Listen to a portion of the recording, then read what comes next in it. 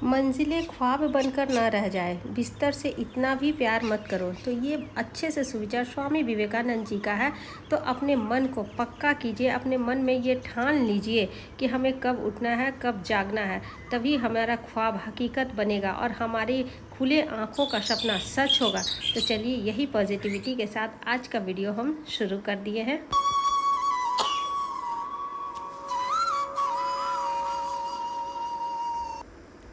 Hello friends, good morning. सब कैसे हो? सबका बढ़िया चकाचक चल रहा होगा। मेरा भी बढ़िया चकाचक चल रहा है।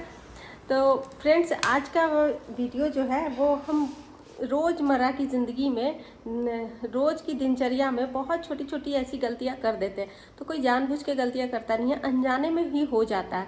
तो बस छोटी छोटी बहुत ही सरल सरल बात ऐसा जो है कि उसका अगर हम ध्यान दें तो ज़िंदगी में हमारा उसका बहुत ज़्यादा असर पड़ता है, बहुत ही फ़ायदा होता है। तो चलिए, क्या छोटी छोटी बातें हैं, यही सब हम आज की वीडियो में शेयर करेंगे।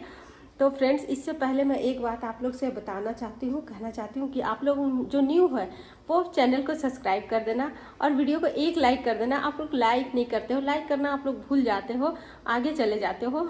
तो वीडियो अच्छा लगे तो लाइक कर देना और चैनल को सब्सक्राइब कर देना। जो नहीं किए हैं उनके लिए, और जो कर दिए हैं उनका तो दिल से धन्यवाद बोलते ही हैं हम। तो चलिए, हम वीडियो को शुरू करते हैं। तो फ्रेंड्स, सबसे पहले पूरी कोशिश हमें करनी चाहिए कि हमें क्या कोशिश करनी चाहिए। अक्सर बहुत से लोग अपनी सुख सुविधा, अपनी इच्छा के अनुसार अपना काम करते हैं, लेकिन अपनी इच्छा और अपनी सुख सुविधा के अनुसार काम ना करें, थोड़ा सा अपने नियम का पालन करें। तो स्नान करने के पहले के लिए, स्नान करने के पहले अगर जिस दिन हमें नाखून काटना होता है, नेल काटना होता है, उस दिन स्नान करने के पहले हमें नाखून काट लेनी चाहिए। और पुरुषों को भी स्नान करने के पहले ही अपना सेविंग कर लेना चाहिए, अगर करना जिस दिन है उस दिन। और नाखून काटने के बाद नाखून उठा के हाथ में कहीं एक जगह किनारे फेंकना चाहिए, ताकि उसमें किसी का लांघन न दे, कोई उसको इस पार से उस पार लांघ न दे। कोई अगर लांघता है तो इसके लिए उसका ही दोष लगता है जिसका नाखून कटा है। और सबसे पहले स्नान करने के पहले फ्रेंड्स, हमेशा स्नान 8 बजे के पहले करना चाहिए। और सबसे ज़रूरी बात कि स्नान करने के पहले सबसे पहले हमें ऊपर सर से पानी नहीं डालना चाहिए। सबसे पहले पैर धोइए, हाथ धोइए, मुंह धोइए, उसके बाद से ही शरीर पे पानी डालना चाहिए ऊपर सर से, ताकि हमारे दिमाग को यह पता चल जाए कि हमारा शरीर अब स्नान करने के लिए तैयार है और हमारा मन भी स्नान करने के लिए तैयार है। क्योंकि दिमाग का ही कंट्रोल, पूरे शरीर का कंट्रोल दिमाग में ही चलता है। इसीलिए पहले पैर में पानी डालना चाहिए, फिर हाथ में, फिर मुंह में। और स्नान करने के बाद सारा बाथरूम में जो अस्त व्यस्त चीज़ें हो रखी है, साबुन नीचे है और कोई चीज़ है, तो सबको एक जगह पे रख देना चाहिए, जो उसका व्यवस्थित जगह है वहाँ। और जो पानी कभी कभी स्नान करने के बाद बाल्टी में पानी बच जाता है, तो जो पानी बाल्टी में बच गया, उस पानी से हमें अपना पैर स्नान करने के बाद कभी नहीं धोना चाहिए।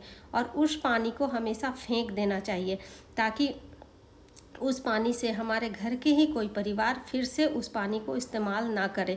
क्योंकि हर आदमी के अंदर एक सकारात्मक और नकारात्मक ऊर्जा होती है, और अगर उस बचा हुआ पानी से कोई फिर दूसरा व्यक्ति स्नान कर लेता है तो उसकी नकारात्मकता उस व्यक्ति के अंदर चली जाती है, उसकी आयु में कमी हो जाती है। इसीलिए कभी भी एक आदमी का छोड़ा हुआ पानी दूसरे व्यक्ति को कभी इस्तेमाल नहीं करनी चाहिए।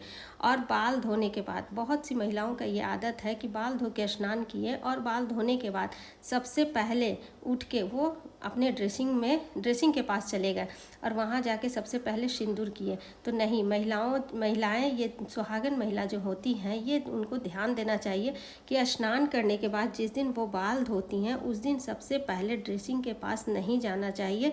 सबसे पहले स्नान करने के बाद हमें क्या करना चाहिए, तो ये सब आज वीडियो में हम आप लोग को करके दिखाएंगे। तो आप लोग देखते रहिएगा कि क्या हम करके दिखाते हैं। तो ये मन की कला होती है, इसको मन में अगर सोच लेंगे, पक्का कर लेंगे, तो ये सब हमारी आदतें बन ही जाती है। लेकिन अगर मन में ही नहीं सोचेंगे, ये बहुत छोटी छोटी सी बातें हैं, इस छोटी छोटी सी बातों पे ही हमारा जीवन की खुशियाँ, ज़िंदगी की खुशियाँ, जीवन का व्यवहार, वातावरण सब इसी पे ही निर्भर रहता है।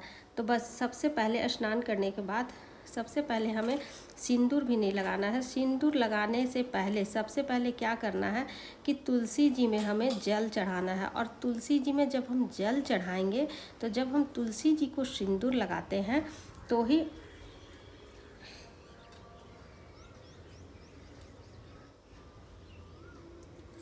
यहाँ देखिए, तुलसी जी में जब हम जल चढ़ाएं, तुलसी जी का पूजा हमारे हिंदू धर्म में नित्य दिन माना गया है। नित्य दिन स्नान करने के बाद तुलसी पूजा ज़रूर करनी चाहिए। तो तुलसी जी को सबसे पहले हम सिंदूर लगाएंगे और सिंदूर लगाने के बाद फिर हम अपने मांग में सिंदूर लगाते हैं। हर सुहागन महिला को ऐसे ही करना चाहिए। सबसे पहले सिंदूर तुलसी जी को लगाते हैं, उसके बाद ऐसा नहीं कि सबसे पहले सिंदूर हम खुद ही लगा लिए। जिस दिन बाल धोते हैं उस दिन और शनिवार के दिन अगर बाल धोते हैं तो हमेशा शनिवार के दिन हर किसी को, बच्चे को, बड़े को, सबके लिए ये नियम है कि शनिवार को बाल जब धोना है तो हमेशा सुबह बाल धोएं कुछ खाने के पहले, क्योंकि शनिवार को अगर खा के बाल धोते हैं तो वो अच्छा नहीं माना जाता, ग्रह चढ़ता है। तो बस यहाँ पे स्नान करने के बाद, पूजा पाठ करने के बाद सबसे पहले रसोई में भी थोड़ा सा धूप बत्ती जलाएंगे, ताकि रसोई में ये सुगंधित धूप बत्ती हमारे रसोई के वातावरण को सुगंधित करे और माता अन्नपूर्णा को खुश रखे, ताकि हमारे रसोई में बरकत बनी रहे। और हमारे ही हाथों से, जब हम अभी तो सिर्फ कुछ खाए नहीं है, मुंह में भी कुछ डाले नहीं है, तो सबसे पहले ये अगरबत्ती धूप वाला काम हम कर लेते हैं। उसके बाद सबसे पहले फिर से जाएंगे हम बाथरूम में, और बाथरूम में जो गीला कपड़ा स्नान करते समय जो धोए हैं, ये गीला कपड़ा को जाके बाहर डालेंगे, पसारेंगे, क्योंकि ज़्यादा देर तक बाथरूम में गीला कपड़ा रखना भी सही नहीं बताया गया है, ठीक नहीं है, क्योंकि इसमें से आने लगती है बदबू। तो ये हमारे घर के लिए सही नहीं माना गया है। वास्तु के हिसाब से ये सब जो ट्रिक और टिप्स है ये गलत बताया गया है। इसीलिए सबसे पहले इस कपड़े को हम फैला देंगे बिना अभी कुछ किए हुए। और उसके बाद अब हम आएंगे रसोई में, और रसोई में आने के बाद बिना स्नान किए जो रसोई में अगर घुस के खाना बनाती हैं तो उनके लिए बिल्कुल भी ये अच्छा नहीं माना गया है। हमारे शास्त्र में हमारे पूर्वज, पहले के भी जो पूर्वज होती थी, हमारी नानी दादी जो होती थी, वो बिना स्नान किए रसोई में नहीं घुसती थी। तो हमेशा कोशिश करें कि स्नान करने के बाद ही हमारा रसोई में घुसे।